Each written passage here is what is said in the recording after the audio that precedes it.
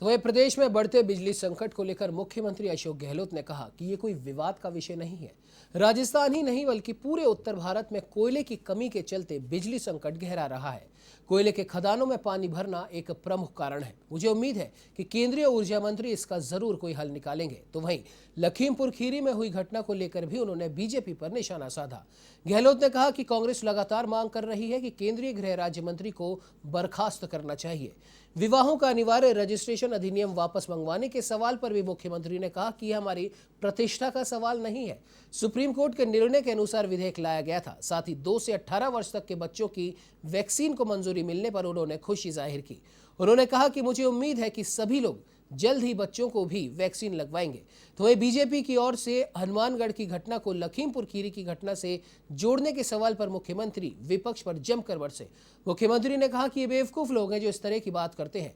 बार बार राहुल गांधी और प्रियंका गांधी को राजस्थान आने की बात कहते हैं। यहां तो हमारी सरकार है। विपक्ष का धर्म होता है कि सत्ता पक्ष को आईना दिखाए।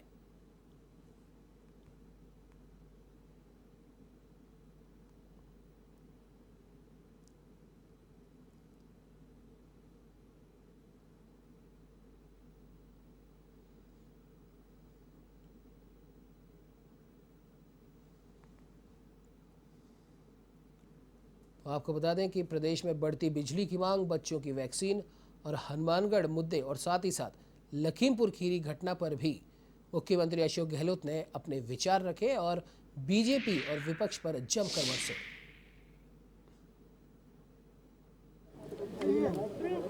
और केंद्र सरकार को पूरे राज्यों को कोऑर्डिनेट करना चाहिए कि अधिकांश राज्य बिजली संकट को लेके केंद्र सरकार को कन्वे कर चुके हैं।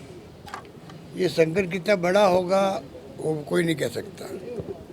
कोल इंडिया को चाहिए कि वो खुद आगे बढ़ करके, उसकी जिम्मेवारी भी है, वो राज्यों से बातचीत करे क्या रिक्वायरमेंट, क्या उनकी दिक्कत है। क्योंकि खाली कोल माइन में पानी भर गया बरसात से, वो तो एक कारण हुआ, पर जहाँ तक मुझे जानकारी मिली है कई जो प्लांट थे वो कॉन्ट्रैक्टर जो थे उनके कॉन्ट्रैक्टर खुद ही फेल हो गए। तो ये पूरे क्राइसिस पूरे कंट्री में है। बहुत ही अच्छी बात है कि वैक्सीन 2 से 18 साल के बच्चों के लिए भी आज मंजूर हुई है। तो मैं उम्मीद करता हूँ कि तमाम प्रदेश और देश के लोग आगे आएंगे और बच्चों को वैक्सीन लगाने का काम तेज गति से बढ़ेगा, जिससे कि थर्ड वेव जो कहते हैं बच्चों के लिए आएगी वो हमारे मुल्क में नौबत नहीं आए। राजस्थान कोई कमी नहीं रखेगा। पहले भी हमने वैक्सीन में बहुत ही बड़ी उपलब्धि हासिल करी है। आज देश में 3-4 राज्यों में राजस्थान है। उसी रूप में बच्चों की वैक्सीन में हम आगे निकलेंगे, ये मैं कह सकता हूँ। लोग हैं बेवकूफ़ लोग हैं। कोई बेवकूफ़ों की कमी है क्या देश के अंदर? ये बेवकूफ़ लोग बीजेपी वाले बेवकूफ़ी कर रहे हैं। बीजेपी वाले बेवकूफ़ी कर रहे हैं देश के अंदर भी और प्रदेश के अंदर भी। बिना मतलब कंपेयर करते हैं। बार बार कहते हैं प्रियंका गांधी जी को, राहुल गांधी को राजस्थान में क्यों नहीं आना चाहिए? राजस्थान में सरकार हमारी है। आप राजनाथ सिंह जी को कहो, आप अमित शाह जी को कहो, वो आके देखें यहाँ पर, वो गृह मंत्री हैं।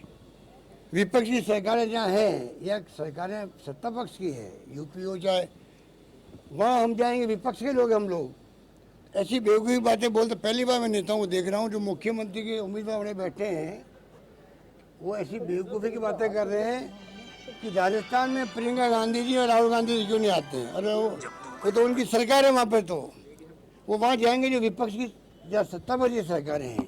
हमारे यहाँ आना चाहिए, प्रधानमंत्री जी को आना चाहिए, गृह मंत्री जी को आना चाहिए, JP नड्डा जी को आना चाहिए। देखिए जाके हनुमानगढ़ में क्या होगा, किस प्रकार क्यों घटना हुई, क्यों लीचिंग हुई।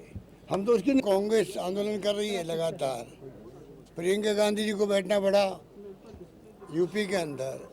प्रदेश कांग्रेस कमेटी के माध्यम से पूरे देश के अंदर सब राज्यों में आंदोलन हुए हैं और दिन दहाड़े जो हत्याएं हुई है, हमने दंगे में देखे हैं लोगों को मरते हुए। हमने सुना है कि पुलिस एनकाउंटर में लोग मर जाते हैं।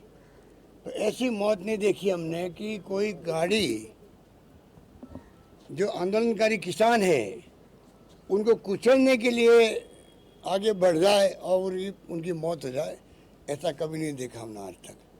तो ये क्या केंद्र सरकार को, प्रधानमंत्री जी को, मुख्यमंत्री जी को नहीं मालूम है?